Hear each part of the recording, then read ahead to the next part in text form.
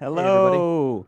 Welcome to the PTZOptics podcast. My name is John. I'm joined by Tess Protesto and Paul Richards. How are you guys doing? Hey, everybody. Doing good. Good, thank you. Let us know down in the chat if we're coming in loud and clear. If our video's good, keep us updated. Let us know if you're excited about today's show, all on the Elgato Stream Deck and our plugin that allows you to control all of our new cameras. So today, since, we're leading up to Easter this weekend, I thought it'd be fun to talk a little bit about the holiday. And I wanted to jump right off the bat. I was having this discussion with my fiance of what are Easter colors? So right off the bat, what is the first color you think of when you think of Easter, the holiday Easter? Like pastels, pastel pink. Yes. Yep, that's what I was thinking. Pastel blue. And yellow. Yellow and a pastel purple, right? Yeah. But it's never Purple one too. color. Maybe a baby blue pastel kind It's of. an assortment. Yes. You think of the collection of eggs, right? Yep. Outside, all the different colors. Do you guys have a family tradition that you guys would do growing up for Easter? For us, it's about the food. We're Ukrainian, so we eat some strange thing, beets and horseradish and eggs and horseradish, mixed together. Oh, you mix them together. Yeah, and you put it on rye bread and have it with kibasi, and it's so good. Ooh, that sounds So really I can't good. wait for that. I got to try that. That sounds great. Yeah, it's really good. What about you, Paul? We do this strange thing. I don't know if you've heard of it. It's a Easter egg hunt. Yeah, I'm of course. kidding. But we do the Easter egg hunt. I swear, the egg is such an interesting shape. Yeah. Everyone knows what an egg is in the entire world. And it is a very powerful shape. Mm-hmm. I will just throw that one out there because my kids are obsessed with eggs. I don't know why. So how does the Easter egg hunt? Are we talking money? We're talking candy? What are the kids getting? Candy. Just Because by candy? the time you want money inside of an egg, you don't feel like hunting for eggs anymore. If candy's not good enough for you, then you probably shouldn't be doing an Easter egg hunt. Yeah, that makes sense. Is there a certain kind of candy your kids always want at Easter? Is it the actual eggs for them? The cream-filled eggs or peanut butter-filled eggs? You got to have a chocolate bunny. Yes, that's what I Yes. was going to say. They're necessary, right? Yeah. They're It's so good. necessary to have a chocolate bunny in that basket. Kilwins has, and I have a picture of this on my phone, a chocolate bunny that is 3 feet tall. Who would buy that? It stuns the children. That's what they do it for. It is stunning. You have to check it out. It gets you to step into the store immediately, right? Just because you're so blown away by that. I love Kilwins in Westchester. If you're local, definitely check It's out their actually shop. a chain that's Wait, is it all really? over- Oh, yeah. Wow, I had no There's idea. hundreds of them. Very popular in the South, too. Wow, I had no idea. That's so funny. I thought it was a Interesting. small PA thing where there was a couple around the area. So we're also leaving out the end of Lent. We have these certain goals that we set. I personally am on a health mission. I'm trying to work out more, lose weight, be healthier. Is there a success for your goal that you've achieved, or did you fail in your goal this year? Are you still trying to reach your goal for Lent? We'll start with you, Tess. I didn't make a goal for Lent. I was bad. So I can't say that I've been successful in any type of goal setting for Lent this year, but I'll have to think about that. I'm making some goals for myself. Paul, I this remember spring. you started talking about writing in a journal pretty often. Is that something you're still doing? Oh, yeah. Yeah. I mean, goals are interesting, but, a lot of the proven science behind goal setting is that, we try to achieve our goals, but we always fall to where our systems are. Mm. So it's a really big realization for people to make. I want to be a millionaire. I don't know what it is, right? I Sure. want this. But when in fact, you can't, just setting a goal and trying to get there is a very difficult thing. But there's all these very simple, all millionaires wake up early, or all millionaires do this, or all so setting the systems in place. It doesn't matter how long it takes to get there, but the system in place is what will over time get you to the place. So anyway, I mean, Easter is a time of rebirth, and it's a very exciting time of, the spring. And things start to grow. I can't wait for the trees and everything. So Yeah. I'm very excited for the spring. So you're saying it's very much about the journey and not the destination, right? It's about setting the goals through the journey. I like that. Here at PTZOptics, we have a influencer channel called Stream Geeks. If you haven't checked it out, look at YouTube. If you just type in Stream Geeks, you'll find probably Paul's face in one of the videos front and center. And on Stream Geeks, we love talking about, anything in tech industry, streaming, really anything techie, geeky related. So I thought it'd be a fun little kind of time and space here to talk about some of the latest AV news, tech industry news. So right off the bat, I'm curious, Paul, like how did you envision Stream Geeks? Where did it start? If you could tell us a little bit about Stream Geeks, because some people watching, might be used to PTZOptics or shows here, but they might not know about Stream Geeks. I do vividly remember sitting down with Tess and saying, basically, I'll tell you exactly how it happened because I know exactly what happened. We have our PTZOptics channel, and there was an argument or a misunderstanding, or I don't know what it would be called, but essentially someone said to us, and I'm not going to say who because I don't remember exactly who, it doesn't matter, that you got to stay on topic with PTZOptics. It has to be about the cameras. That's what that channel's for. And Tess and I wanted to do shows about Facebook groups that had just came out. Yeah. Or Facebook live streaming, I remember, had just Facebook Live, came out. yep. And I was tinkering with all kinds of plugins and tools and different streaming systems. And I wanted to show our audience what I was doing with vmix, the different NDI things that were coming out, how to do this, I had the amount of how-tos videos that I felt like needed to be created because they weren't available anywhere was like through the roof, but it didn't fit in the confines of our PTZOptics channel. So I said, Tess, let's just make another channel. And I think you came up with the name. I remember you were like, we had a list yeah, we did. that we went through together. And it's funny thinking back on it now that Stream Geeks is just a name on a list that we selected. Do you remember any other names? I don't, and I wish I still had the list. Stream Guys. Stream was in everything. Really? Stream Okay. something or Stream something stream. Stream Dudes, Stream Elites, Yeah. Stream Nights. There's a lot of options you can go with. So here we're going to talk about some of the hottest news in the AV tech streaming industry. Not too much in the streaming kind of world, but some tools that may help you with streaming. So right off the bat, Nikon buys Red Camera. Wow. So Red Camera is like a cinema focused camera. Nikon obviously is consumer, but also pro grade cameras. They go out of their way and buy Red Camera, which is, this more cinematic. It's very used in film industries, commercial shoots, stuff like that. So I'm curious, Paul, we'll start with you. Like, how do you see this purchase? What do you think Nikon's trying to do by buying Red Camera? Well, it's hard to say because unfortunately a lot of these large companies just have a strategy of growth by acquisition. Sure. And so it's like, is there really a big plan for this, or did they just have extra capital on their balance sheet and saw a business that was growing? And, I don't know if, I'm guessing Nikon's a publicly owned company. Yes, they probably had to go through all kinds of red tape and everything. So it's not like a small, nimble company that's like, oh, we're going to do this and change the game. Mm-hmm. Because Nikon's public and they're so big, it could just be a land grab of acquisition. And Red's the small one, right? So Red's the startup, Red's the innovator, Red's the one that got them a name in the cinema space, which is a cool story and it's a great company.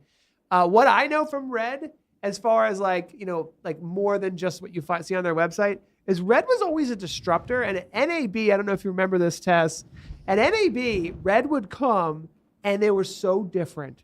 They had, everything was blacked out. And they had like a DJ, and it was like a rave in there. There was like DJs and parties and cameras flying, and they were everyone was drinking alcohol.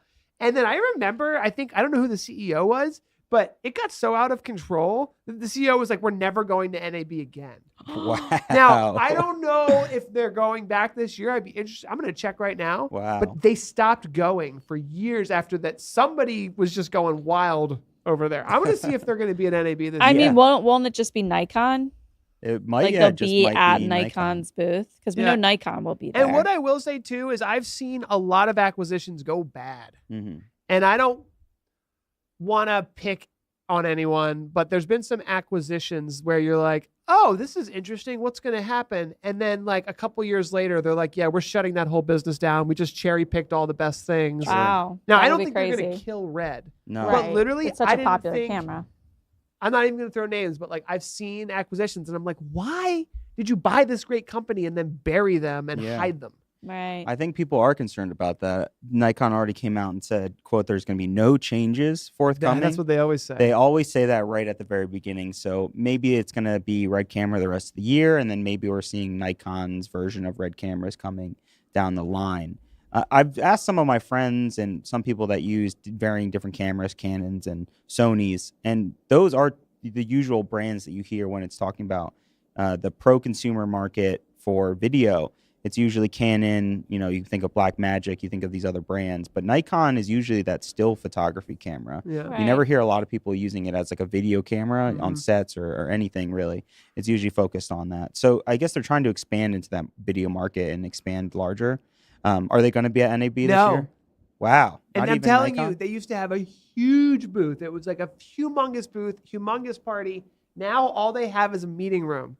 So clearly they want to go to like meet with people. Yeah. But like somebody is at Red has been like, we're never going back because of how bad it was. Wow. Yeah. And I mean, CEOs can make emotional decisions, but I was like, I'm not gonna walk into here. It's like a rave, and it was so dark, and their cameras robot. Somebody probably got hurt, and it was like a problem. Do you remember this time? Yeah, I do. It was wild. Yeah. So Well- what's gonna happen? I think that I could see the play if I was Nikon. I could see the play going. Red's got some amazing tech. They've got a decent portion of the broadcast market. Yeah. Nikon is in the consumer space, right? Mhm. I mean, they're really not. I mean, the professional photography, but that is a prosumer Yeah. kind sure. of thing in comparison to cinema and broadcast. And I wonder if they're going to go, hey, I mean, there's two ways this could happen. One is it's a merger and acquisition play, and they're like, we're not going to touch it. It's profitable. Let it go. Mhm. Which the reason why that fails is because the people who get paid millions of dollars who actually run the business take the money and they're gone, and then leadership is left. Yeah. And it's like, oh, what's left over? And the Nikon people don't really care that much potentially. Sure. So that's one way, which could slowly kind of deteriorate. The other way is if they have a strategic plan, my guess would be that the strategic plan would be, let's take some of the Red tech, put it into a more consumer-facing package of some kind, make mini Red cameras, Yeah. and They would have to make them slap smaller a for sure. Nikon lens on it. Definitely. I think you're exactly right. I think they're going for like Blackmagic's throat Right. for video and trying to find that middle ground. They of might be able to do it because I think Blackmagic so. has come out of nowhere, by the way. That was a small business. Yeah. Started in Australia, now is over $500 Oh, did million they? or Australia. 500 million or more a year. They show up huge at these shows. They do. Staple in the industry. Started with switchers, went to cameras. I wouldn't say dominating, but definitely a major player in the space. So I could see where someone like Nikon's like, whoa, what happened? Like, why didn't we get into this market? And so now they're making an acquisition to see if they could. And they could. That what I'm trying to say is they could do it with the Nikon name and the Red name and the tech.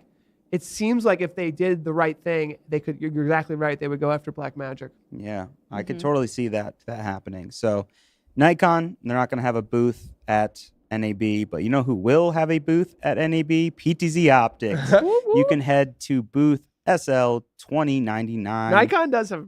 Okay, Nikon does have a booth. Nikon has a booth It in was Central Red that Hall. doesn't. It was Red that doesn't have a Red booth. doesn't. I'm Okay. interested to see what Nikon's showing this year, as you said, because of that. Yes. You guys will be, in fact, hosting some of NAB, right? Tell me a little Wow. about what you guys are doing at NAB in Vegas this year. So we're going to be hosting the official live stream, bringing you content from your favorite exhibitors in South Hall Lower. So Paul and I are going to be covering South Hall Lower with lots of live interviews at different booths. I know we'll be at vmix booth, we'll be at X Keys, we'll be at Blackmagic. That's what I was just about to say. South Lower is a cool spot. It is. A lot of key players are there. There's some editing stuff. People edit share, I think, is on that list. Yep, Edit Shares there. We will be interviewing them as well. Loupedeck is another one. There's a whole bunch of them that we're working out interview schedules for. So I'm really excited for that. Yeah, so look out for Paul and Tess at NAB if you guys are attending this year. There's a lot coming. So let's move on to our next Stream Geek segment. We have a different news story. It's in the kind of prosumer content creation world. If you guys know about Canva, Canva is a great design tool that like almost every company now has a subscription to because it's so easy to use. There's so many templates. It's so fast and efficient. But a lot of people's biggest complaint with Canva is that their photo editing is almost completely non-existent. It's your basic contrast, saturation. It's worse than what you could do on any phone out of the box nowadays. Right. So that's been a huge thing that they're missing. And there's this other company that they have just acquired called Affinity. And if you don't know, Affinity is it's a company that's very close to Photoshop. So it's basically the biggest competitor to Photoshop in terms of a photo editing software. And they're going to take this company and hopefully what I imagine is merge it into Canva so you have efficient and much greater photo editing. So not too much here to kind of talk about, but I will say I think the largest question is Canva is clearly going after Adobe. They're clearly trying to build a bigger and bigger product, and it's way more affordable than Adobe. I'm curious, Tess, like, where do you see this going? Because I'm sure you see so many people using Canva. Even a couple of years ago, it wasn't as popular as it is now. So what do you think this acquisition means, this combination of Affinity and Canva? And what do you think the future is for Canva? It's interesting. It's become an integral part of our workflow using Canva. But I bet you that they're trying to make it more like Photoshop. The only thing is I fear that it will get a little too complicated. Yes. I worry about that because the benefit of Canva is like anybody can be a designer. It's super easy and efficient. It'll be nice to see these new features, but hopefully it'll still be that user-friendly workflow that we see from Canva now. Sure. Yeah. What about you, Paul? I actually have I pulled up Affinity, Mike, if you want to share a little video of this. It looks almost exactly like Photoshop. Yeah. So layers. If I were to make a decision for my team and they're saying here it's a one-time purchase. Yep. I can't stand the subscriptions for Adobe No. because they're forcing you to get everything when you just want one thing. Yep. You have no choice now. And I don't know. I think that a lot of the world today is we're getting tired of all of these subscriptions and the big businesses that have forgotten why they were even started. Adobe is so big. I don't feel any connection to that brand anymore. They're so big. They're just buying everybody up. They've turned into a complete corporate conglomerate. I totally support these smaller brands. And Canva is not even small anymore. No, They're it's not. huge, not. but they still seem to operate like, okay, this was a young entrepreneur who started this company. They care. I think that what Tess says about, not making it too complicated, there's people there saying, yeah, it has to be easy. It has to, so that maybe these will be two products. I don't foresee perhaps a merger of the two. Yeah. These are two complementary products, but this makes Canva more like Adobe. Yeah. Where if Canva just wants to keep buying all these companies, they're going to end up with a collection of tools, and eventually there's going to be a subscription for all of them. Yeah. Just like Adobe. Now, Adobe has a lock on so much else. Mm-hmm. And the thing that I'll give Adobe credit for is, everyone in the marketing team has a subscription to the Adobe Creative Cloud. Yeah. And the thing I like about it is you pay one subscription, and then as you start to grow as nobody today, I won't say nobody, but today you have to be so multi-talented. You have to have multiple skills. It's very hard to say, I just do photo editing, or I just do video editing, or I just do social media stuff. You need to be able to do all of those things to bring a vision alive. And we all need to, with AI and everything, really need to up-level our skills so that we can, as humans, use our creative brains. And so where am I going with all of this? I will say that the AI stuff built into Photoshop and built into, I would hope, Affinity is incredible. Canva does have the AI editor. And they've got some of this AI stuff. So it's pretty cool what can be done. So that's what I've got to say about this one. Yeah. And Canva is, you're right, it's a unicorn. It's considered a unicorn. It has 170 million users. It's unreal. It's crazy how big it's gotten. And I'm glad you brought up AI because that is our next Stream Geek segment and our next story, which is all about OpenAI. And I'm sure you guys know about ChatGPT if you're watching. Paul's it's a master. Master of ChatGPT, an AI chat bot that you can kind of program or use just out of the box and ask it literally whatever you'd like.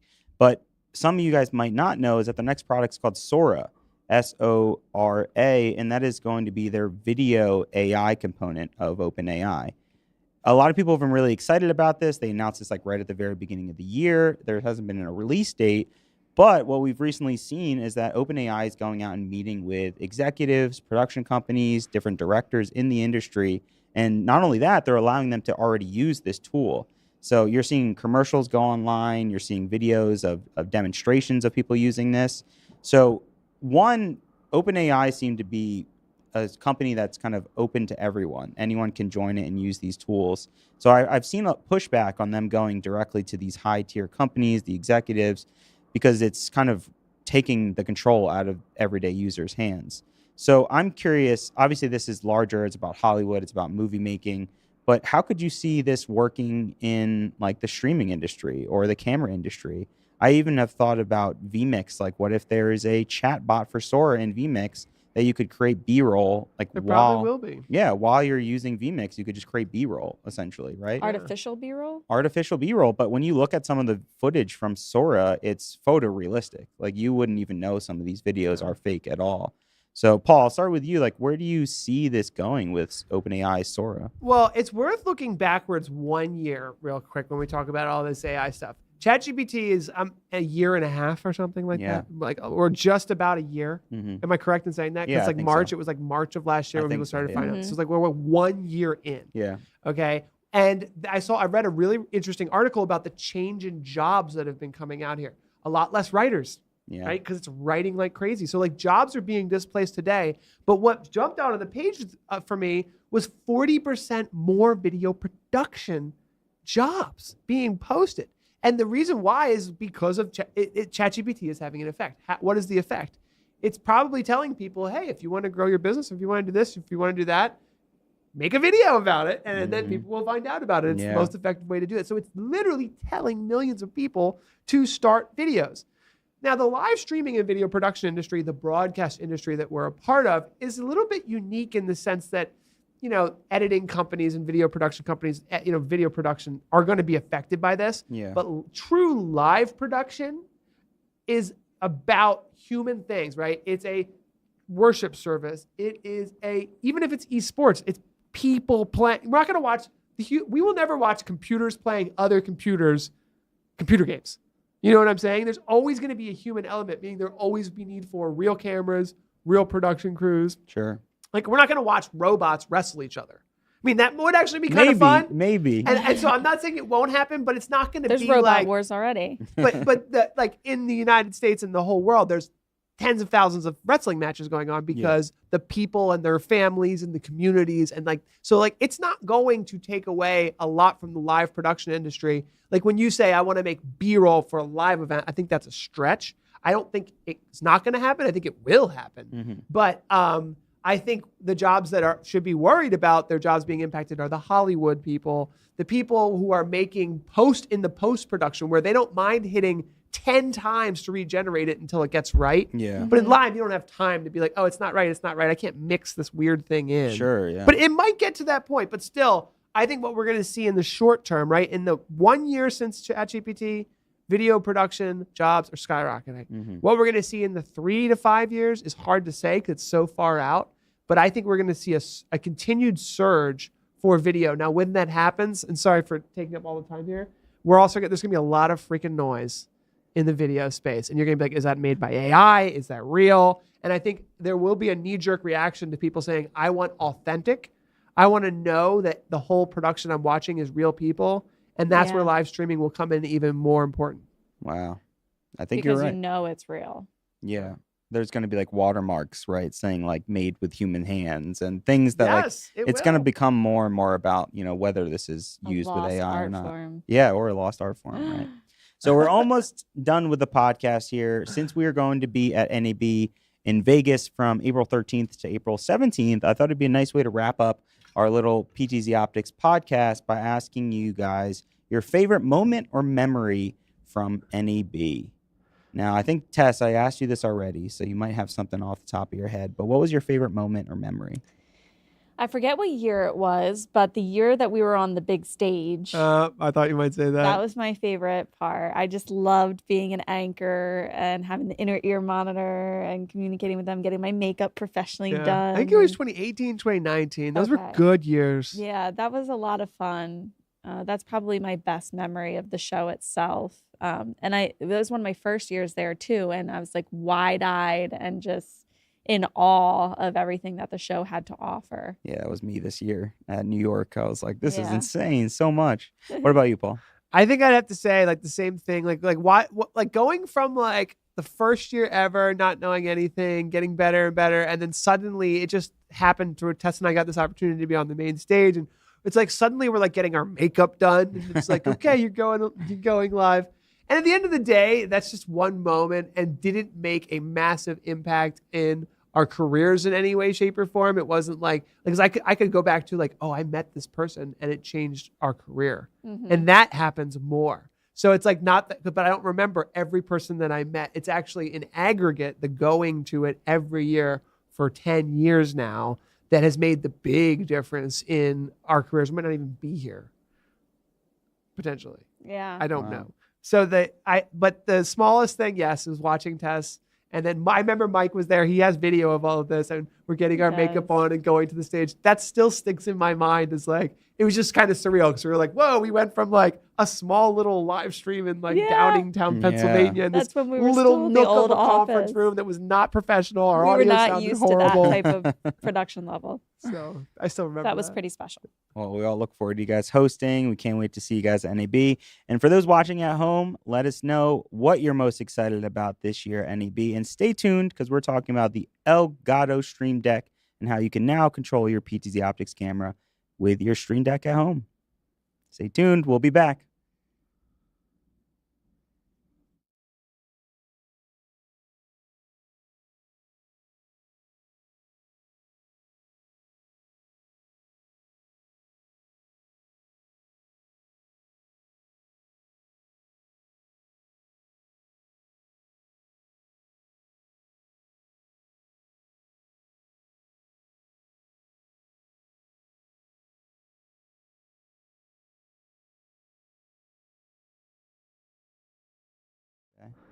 Welcome to our show, everybody. We're talking about the brand new Elgato Stream Deck plugin from PTZOptics. This Stream Deck will be able to control all of your PTZOptics cameras. It's designed for our latest Gen 3, we call them, right? Which is our Gen 3 API for the Move SE, the Move 4K, and the Link 4K. But this has live video preview. This has a whole bunch of cool options. So we're going to go over all of this. It is available for free in the link below. So if you have a Stream Deck, this is something that you probably want to download and check out. So make sure you go to the link in the description, like Paul mentioned, or you can go to ptzoptics.com/Stream Deck, where you're able to download this free plugin. Now, the plugin's not currently on the Elgato store, but it will be in the next month or so. We're working on some fine-tuned things, but we wanted to let you guys know that this is available, and it is a great functional tool to control your PTZ camera. So I think a great way to start this, Paul, would be to maybe show the webpage where you can go find this at ptz.com/Stream Deck. And that is where you'll be able to find some more information about this, as well as the download option at the bottom of the page as well. Yeah, so you can go to ptzoptics.com/Stream Deck and fill out a short little form, and this will email you the link to download the control file, which gives you all the instructions to get it set up with your Stream Deck using, if you have a Stream Deck, I'm sure you're familiar with this Stream Deck software. Yep. And once you download the Stream Deck software and you download the plugin, you open up the plugin and it pulls right up, as you're seeing now on Paul's computer there, our plugin and all the different options for the plugin. So let's do a high level kind of just chat about this, and then we'll do a live demo, because it's impressive with the live video feed and the kind of responsive controls. I was really excited about this. So there's a lot of Stream Decks out there. It's a very popular product. Very popular. You see them in most studios for sure. So we've got the Stream Deck Mini, the regular Stream Deck, Stream Deck Mark II, Stream Deck XL, and then the Stream Deck Plus, which we have here that has the dials. We love the tactile feel. The dials are cool. Yeah, we love the dials. It works on Windows or Mac. And this software that we're released, I believe, supports almost every single feature of the brand new PTZOptics cameras. Yep, just about every feature, yep. So pan, tilt, zoom presets, super presets, and super presets allow you to have one button to control up to, I believe, is it 4 cameras for this super preset? Yeah, 4 cameras at once. Mm-hmm. So we'll show you how that works. The ability to turn on and off auto tracking, image settings. There's quite a lot here. Different modes, OSD settings. There's a live video preview. So you can turn one of these buttons into a live video feed and then tally light status as well. Yeah.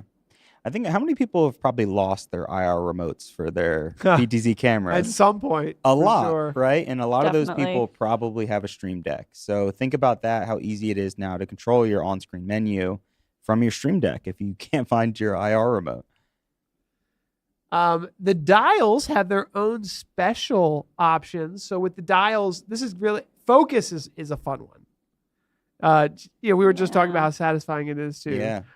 twist the focus with a knob. So we love that. Presets are in there. We have image settings and then live preview that can be on those dials. So I believe that all of these icons are included as well. Yep. Those are all the actual physical buttons that are little LCD screens. If you don't know about the Elgato. Some other icons here for all the different features of the camera.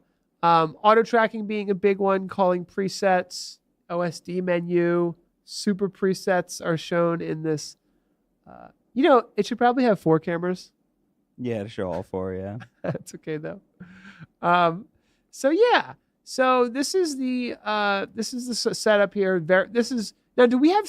I don't know if you know more about this than I do, John. Mhm. Is there pre-configured layouts, or do you have to drop the buttons in the way you want drop them? the buttons wherever you want. Okay. So this is kind of like a suggested layout, which has obviously your PTZ controls. It has your zoom options.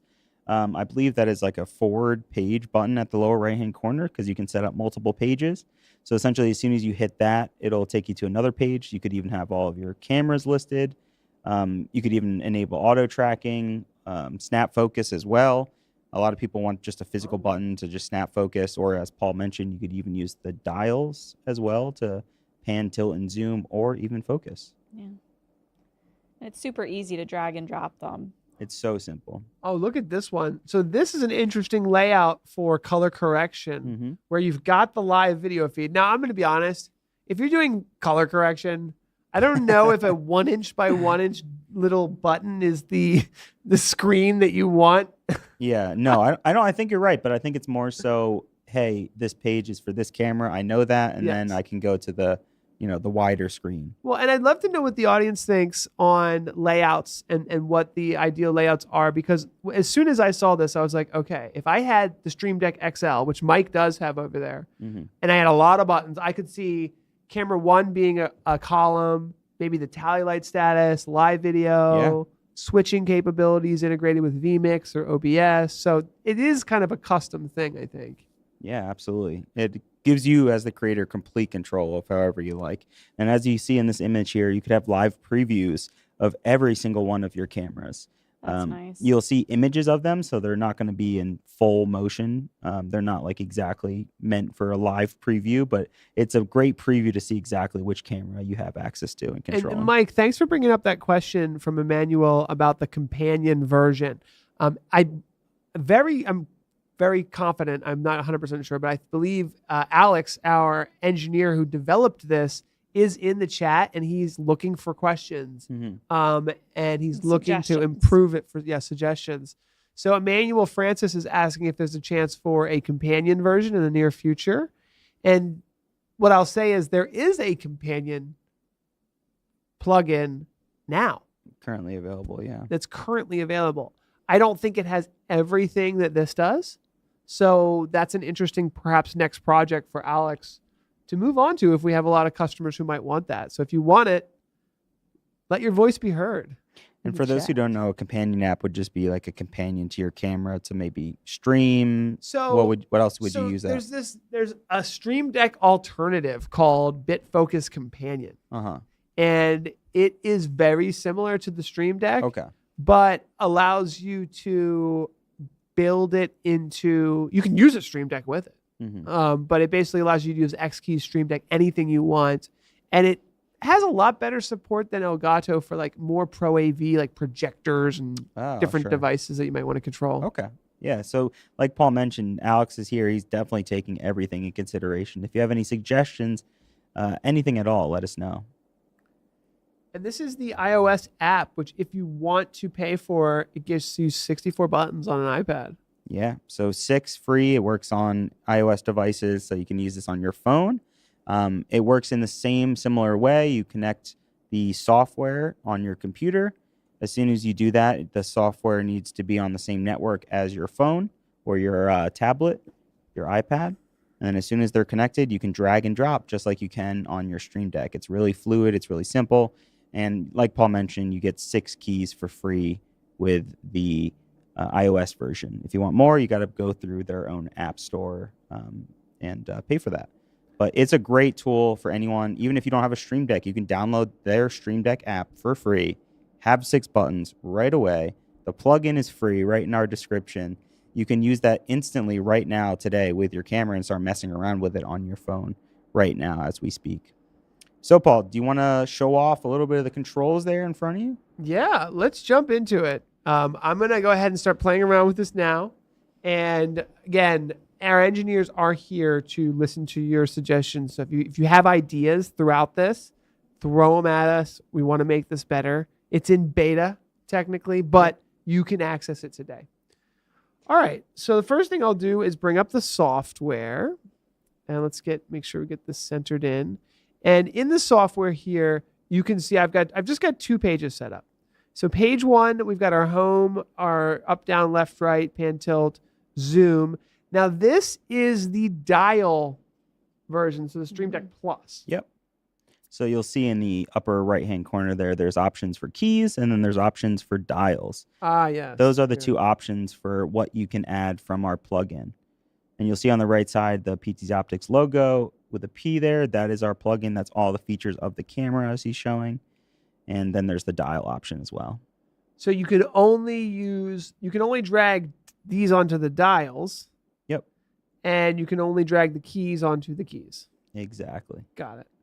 Now, one of the interesting ones here is if we go to the dials, we have a live video preview that I already have set up here. And then the presets. So let's start with the cool ones, like the super cool ones. Then we'll go from there. Yeah. All right. So, Mike, let's cut to the actual Stream Deck device itself. And I wish I had a teeny bit better view here, but you can see here, I've got the live video preview there. And then I've got the presets over here. Now, it might be worth showing the actual camera. Yeah, there we go. Okay, so you can see just how easy it is to move this around. So up, down, even diagonal. And this will be taking the settings from your camera. So if you're adjusting these motion settings, you can adjust them in your actual CMP software or on the OSD menu. Oh, I see what you're saying. I'm glad you mentioned that. And they will be replicated here. So, okay, so let's do that really quickly because that is an important thing. So if we go to this camera and we log into it, if we wanted to change the speed at which it moves, we would log into the camera and change the believe setting? so, yeah. That might be something Alex is still working on, but I believe let's give it a try real quick. Something he mentioned. So if we go down to like pan speed 2 and tilt speed 2 and hit apply. You can also control the pan, tilt, and zoom from the dials as well. Oh, see?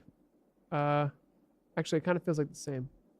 Okay, I think that's something that Alex is still working on. Yeah, we'll look into that for you guys because I don't think in the pan here there's any, there's no option for nothing within speed. The actual Stream Deck software. And this is in beta. So yep, you'll see that Paul has the little connection dot there as well, which you can connect and check for any kind of like camera that you're currently connected to.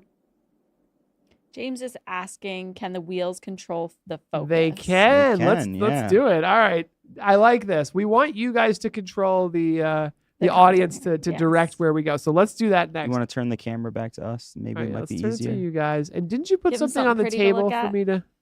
Yeah, you can focus on any of these little guys in front of us on the table here. Get rid of my car. Oh, I could be. All right. I'm going to zoom in here. I'm going to zoom into these little teeny Lego men. And you'll see on the left knob there, that is where he'll be able to use the focus with the dials. You just press the screen. You can change the different settings there.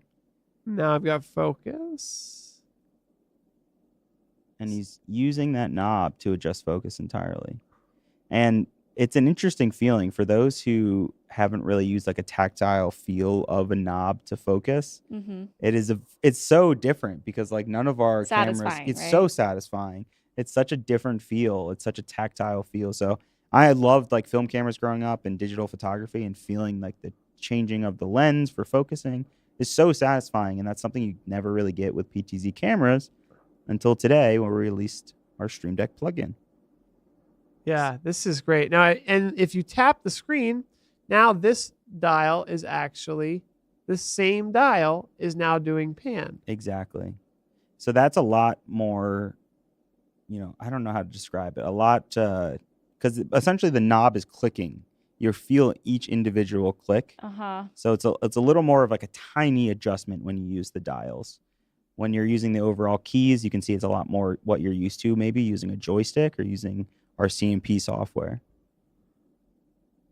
The only difference though with the joystick is, see how when I'm zooming out, see how like robotic it is? That is. And, It's like, the steppy. click. It's the click of every knob, Yeah. right? Yeah. That individual to me, like movement. It's like versus stop like motion. the SuperJoy or one of our joysticks. Like with a joystick, you want to just twist it and have a continuous Yeah. a zoom.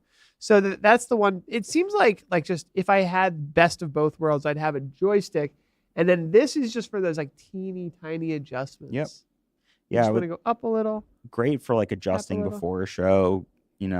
If you want to go live and just immediately kind of change a shot, it's easier to do with the keys itself. Like I wouldn't want to try to follow a sports game with this. No, You know what I no. mean? That's why if you're looking for advanced control, you're going to look for something like the But that's why SuperJoy. this is free. Oh, by the way, let me zoom into this, and I want to set a preset. So what you can do, as Paul's showing us, he's zooming into the little Lego guys.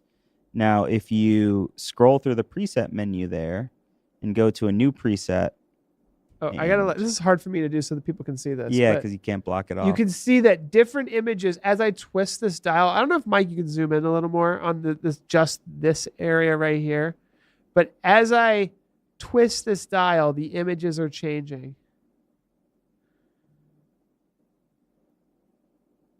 And when you press the screen, it'll lock in. So now when I click the screen, that will set a preset. It will move to that current Oh, preset that you're And on. then I hold the button and that'll- it'll store the image. Exactly. Yep. Got it. Okay. So let me go back to those Lego men. And then as soon as you lock in that preset that you like, you can simply tap on the image of the preset and it'll take you right back there. Can you show the diagonal button again for Emmanuel? There is a diagonal button. Wait, I thought, you just click it? You just click it once. Yep, you click it once to show the preview image, and then if you scroll back to another preset, you can So if I scroll back, say, okay, I do want to go there. So you scroll to it, boom. and as you're scrolling, you're seeing images of what you want, but you haven't selected it until you hit. The screen just The like screen. that. And snap Very focus all on its nice. own. So That's as simple pretty as cool. that. That's nice. So you can have the preview of the image directly on the screen there. You could even have the preview of the image as your buttons. And Paul, you have a second page there as well, too, right? That's a good point. So I've got the second page. Now, I would love to see what happens when we hit the auto track and to see if it will auto track these little people. I'll try to move the Legos as if Let's they're see people. what happens. Let's just see what happens. Mike, do you mind cutting to the side by side? I don't know why. I just want to see if these little people will get me. All right, so I'm gonna hit the auto track button. I highly doubt it. Yeah, who's it following? Oh. No way. Is it dragging it? Yes. Wow. Yes, that is the ultimate in auto tracking. Oh, it lost him. He's looking for a face. And He's too tiny. Oh my gosh, that's so funny though. I was like, this is not gonna work. I thought Okay. there's no way. So That was- okay, let's get to that was a that was hilarious. shocked I'm me. so glad we did that. Okay, so we're not gonna do that again because that's ridiculous. But one of the cool things that we're seeing here is when we hit the auto track button, it is tracking Lego men. Even little people matter too. So it literally. Oh look. I love it. identifying. Now watch this though. Let's see if I can switch between the people. Oh yeah, I can. So basically, just so you guys know, when you turn the auto tracking on, you have the ability to use the left and right arrows to switch between people. And there's a new feature coming out where, as you saw, those little boxes come up. The newest features will allow you to have a number over each person's head. Oh, here comes Alex coming in. Yeah. There's a dedicated action for pan, tilt, zoom, and focus speed that allows you to cycle between slow, normal, and fast. Oh, wow. Thank you, So Alex Alex. is in the chat. Thank you. Thank you, Appreciate Alex. that. James wants to see switching to different cameras again. What does he mean by that? Switching to different How cameras? to switch to different cameras.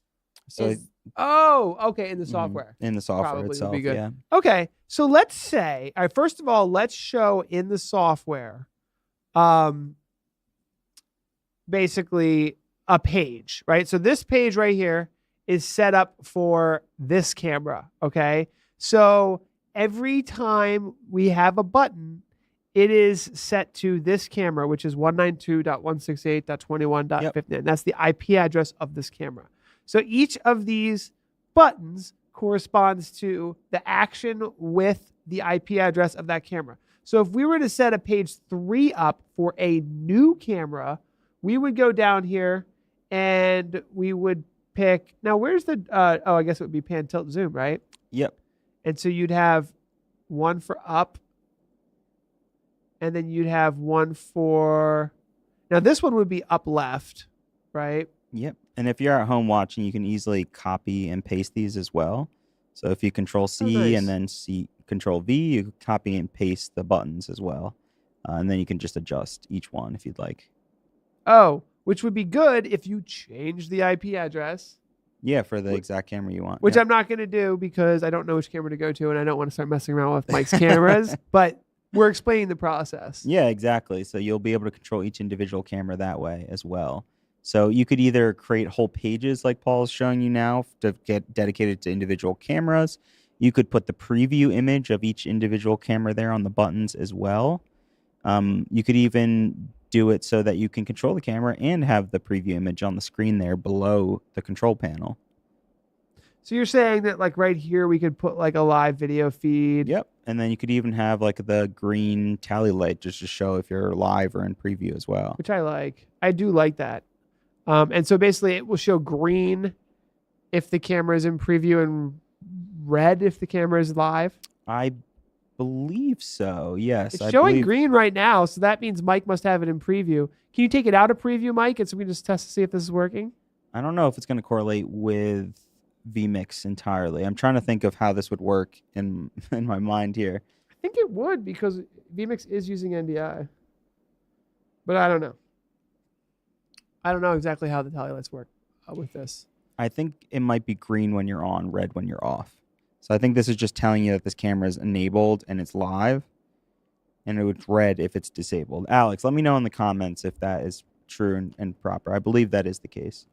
Is it compatible with OnVIF cameras? Andrew, if you have OnVIF cameras, wait about 1 week. At NAB, our big announcement is a camera controller that is for NDI, PTZOptics, any NDI camera, any OnVIF camera, any PTZ camera, but I can't tell you what it is yet until NAB. Actually, it might be on our website. It might not. If you search hard enough. But we do know OnVIF is an important protocol. We're working to build it into our joysticks. So OnVIF cameras will work with our joysticks. In fact, I think they work with our joysticks now. And we're working to get OnVIF certification. But at NAB, our big announcement is going to have to do with a camera control system that works with OnVIF. Sony Visca control or just NDI? I believe this is just NDI, but Alex, let us know as well if you can. Well, I confirm think that. it's actually designed off of the PTZOptics API. So exactly. it's not. So it's directly controlling the camera. Yeah, from these our are direct API. API connections. Connected. Yeah, Alex exactly. is in the chat here. Yeah. So the tally lights, they query the camera itself. Or off. Okay, exactly. So green showing that camera is connected and on If and in program, enabled. it should be red. If preview or off, it should be green. Oh, well, great. Okay. Cool.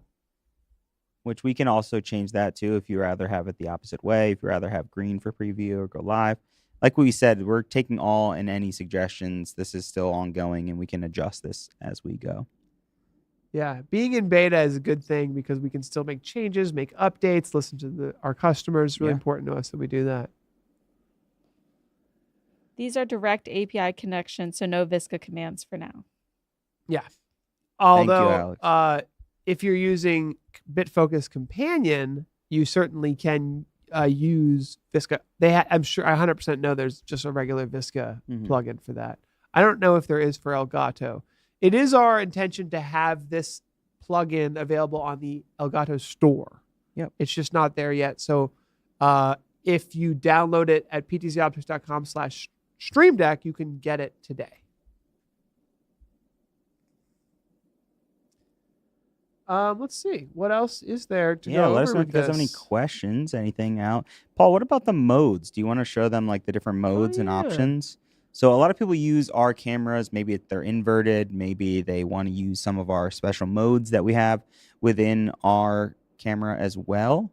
So there's even like a black and white mode. You can click one quick button Let's of the try Stream it. Deck and go into a moody. You want to give it a try? Yeah, let's do All it. right, here we go. Black and white mode. Let's see these people. Ooh, moody noir film now. Oh my gosh. Look how quickly it does it too. It's instantly connecting to the I camera. will say that like if you're color correcting, believe it or not, if you go into black and white mode, it's actually really helpful to just look in black and white and get the contrast and the luminance right to get the depth of dynamic range that you want. So you have really strong blacks, but not too strong that you're clipping away some of the gray. You want to have more grayscale than you might think. Interesting. In fact, really high-end cameras like Red cameras, when you look at the raw footage of them, it might look a little underwhelming because you're not going to get a lot of stark blacks or a lot of whites. But what that is there's so much gray color in the middle that you can color correct and color grade in post-production. Yeah. And I don't know how many of our viewers are using post-production tools, but even live color correction tools, you want to get it all done on the camera first. You want to give the software as much data as you can. If you're clipping off the contrast too hard or not giving the software, OBS, vmix, TriCaster, Livestream, whatever software you're using, you want to kind of give it what might look as a little bit of a grayer image than clipping everything off by making it starkly too black and white. Even though it might look crisper to you, it's better to give all the data to your software and then do the final color correction there. So I even mentioned that you can control the on-screen menu as well with the Stream Deck here. So you'll see in the actual software, there's something for OSD menu. There's also something that says OSD back, which is basically essentially your back button. And now the home button is used as the enter button. So all of these we could maybe move and change in the future if we want. That's kind of how it's organized currently. And then your arrows are essentially going to be how you navigate the on-screen menu. So again, I'll go over that for you again. There's an OSD button that brings up the menu itself when you press that key. And once it pops up, you're able to control it with the arrow keys, basically the pan, tilt, control, zoom options when the menu is pulled up. And then if you want to go back, there's an OSD back button, and the home button is like your enter select option here. How do you get the home button? Do you see the option there Do you for a see little house? Here. It's under the pan tilt option. Yeah, a little house. It's a little house guy. Okay. So let me go ahead and try this real quick, navigating the OSD menu. So we go to the Stream Deck and we click the OSD menu, and this is going to open up the OSD menu, the on-screen display menu. This is where we have some pretty advanced features in here. And I like to just go into these and just take a peek. Like some of the more advanced ones like setup. So you're telling me the enter is the home button? Is the home button. Yep. Oh, we're in. Okay, so this is going to give you your firmware, serial number, video format. Okay, cool. Back. Let's go up to setup. So like I said, how many people out there have lost their IR remotes? How many people wish they could use that on-screen menu without having to open up a software? You know, a lot of people have the Stream Deck ready to go already for streaming. You download our plugin, boom, you have a whole nother control option for our menu system. Very cool. Nice. And you press the OSD button again, and it goes away just like Paul showed you there. Very cool.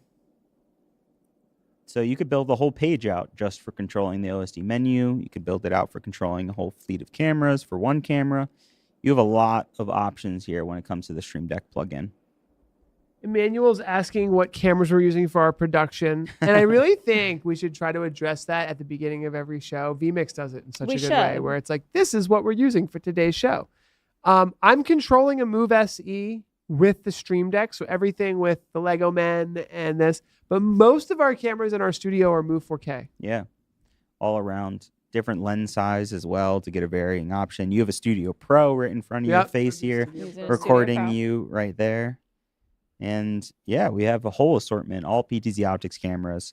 That should be something we say every show. Brought to you by PTZOptics, filmed by PTZOptics, using PTZOptics Have you ever seen what vmix does, by the way? No, what is it? They do just a great job of being like, here's the cameras, here's the microphones, here's where we're streaming to, here's the bit rate in which we're streaming to, so you could know like the quality of what you're looking at. Wow, that's awesome. I think we used to do it, Tess. Like I know we did it for a while, but we should do it again. So there's Michael. Changed. Oh, Mike in the back with the face fronting camera finally. No more banker in the booth. I was gonna say I was gonna bring it back. Oh no. The mystery banker.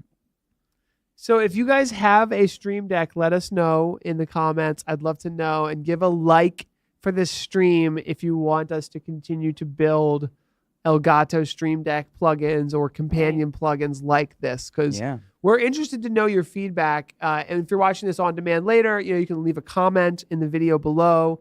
But we are spending a lot of time and energy building these plugins, so we want to know what your feedback is.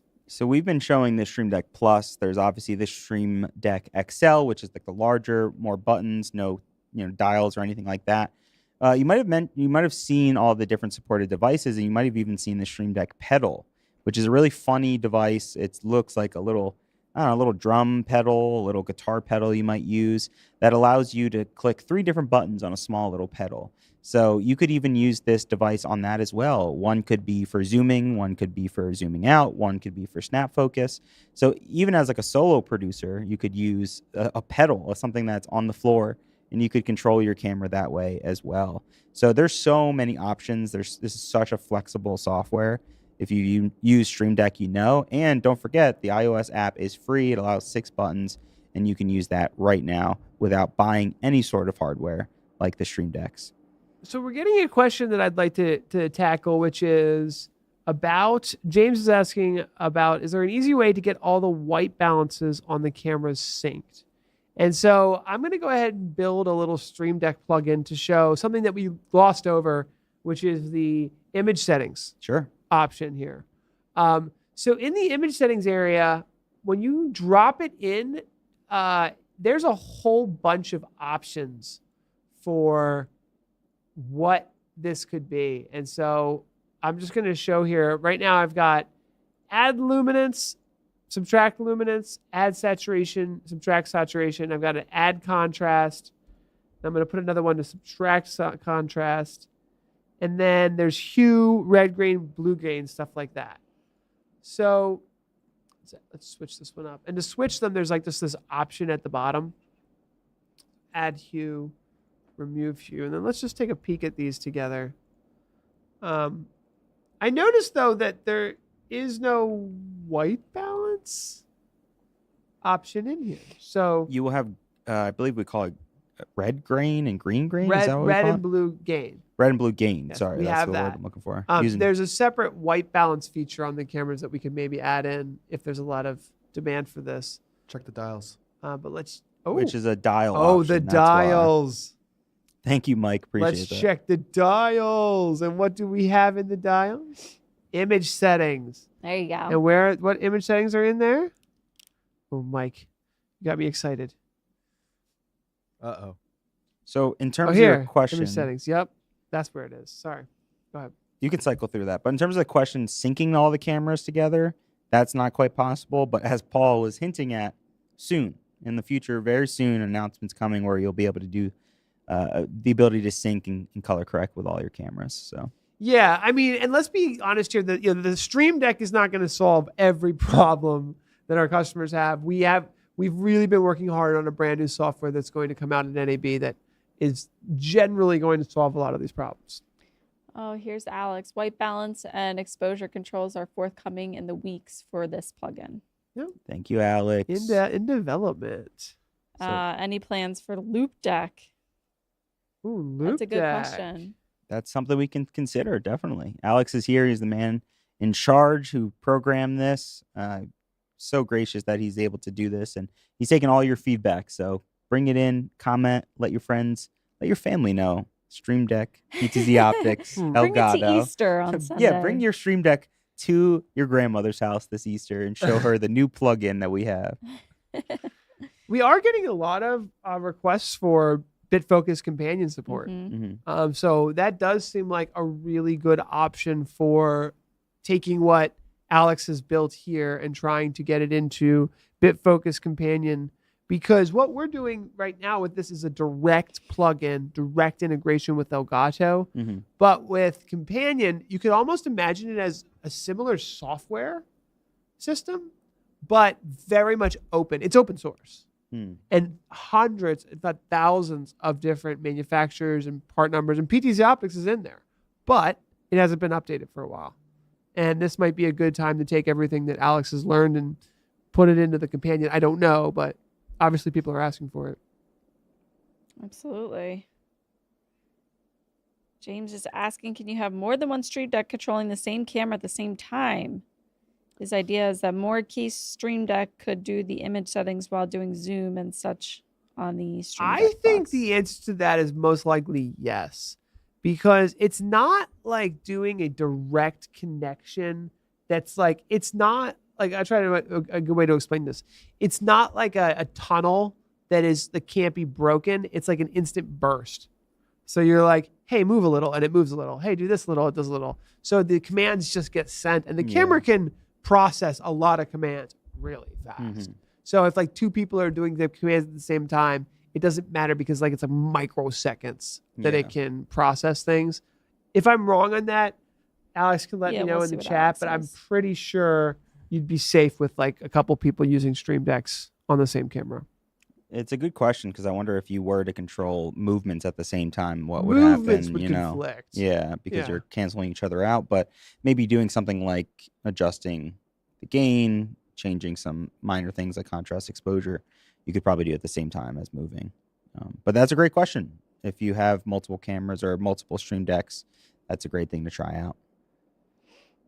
We have someone else using the companion with the Loupedeck. So that's the cool thing about the companion app, is that the companion app can be used with any deck, Okay. if you will. The Loupedeck, the Stream Deck, or Any an X customizable keys. buttons. So it's a much more open source project.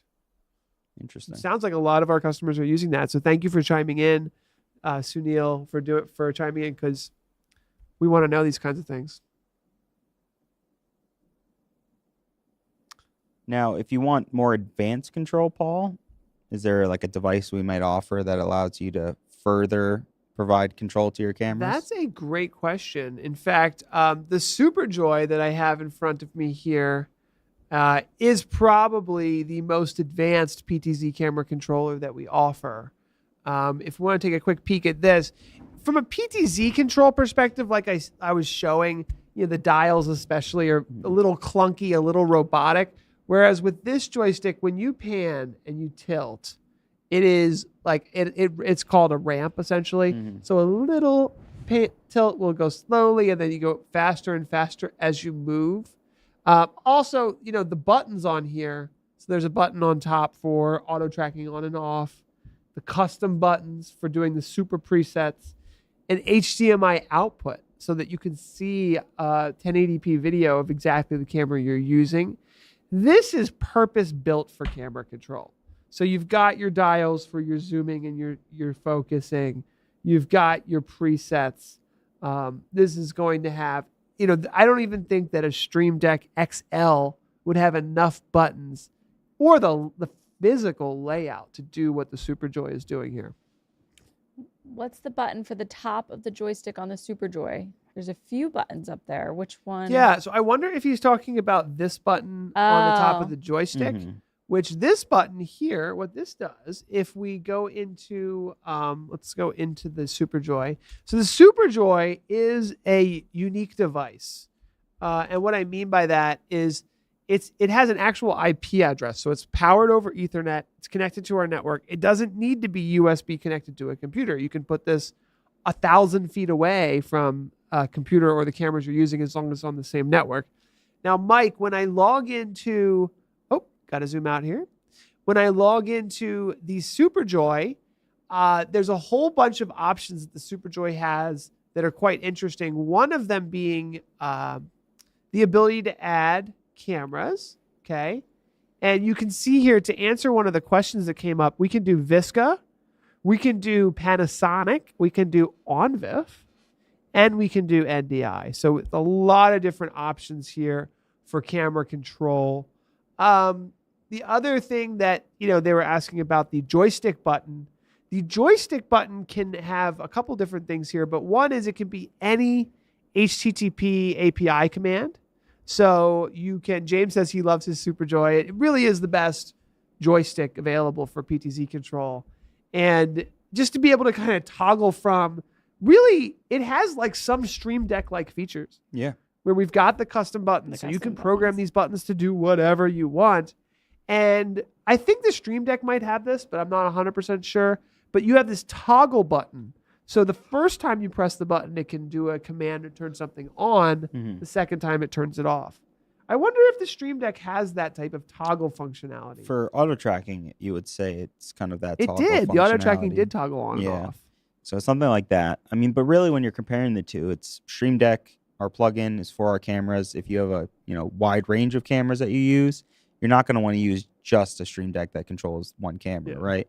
You're going to want to use a device like the SuperJoy where you can switch easily between all of your cameras, instantly control it.